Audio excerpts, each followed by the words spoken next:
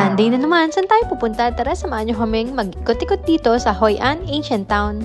Dumating kami dito ng 9:30 after namin mag-Coconut Village. Designated for walking and cycling nga lang pala ang area na to. Nagbook kami ng ticket namin sa Klook at niredeem namin malapit sa may bridge. Ito nga pala ang mga inclusion ng nasa ticket. Actually, hindi na namin nire-recommend na bumili pa kayo ng ticket kapag mag-Mimison Sanctuary kayo sa afternoon. At kapag nag-ikot-ikot naman kayo dito, ay ang dami nyo nga palang pwedeng mabili.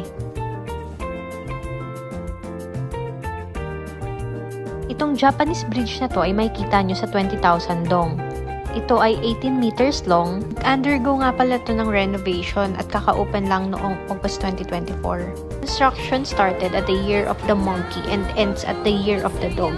Kaya meron silang statue dito. Pag nag-crave ka naman sa sweets, meron sila ditong candy shop. At syempre, ang di mawawala dito ang bilihan ng mga lanterns. At syempre, hindi namin papalagpasin na hindi mabisita ang Hoi An Museum. Kung nakapunta ka na ng War Remnants Museum, medyo hawig ang mga exhibit nila dito doon. Except sa mga relics na related sa Champa Kingdom. Dahil isa lang naman generally ang history ng Vietnam, sa kahit anong parte ng Vietnam tayo pumunta, kita natin sa museum ang mga dinanas nila during the war. O siya, hanggang dito na lang!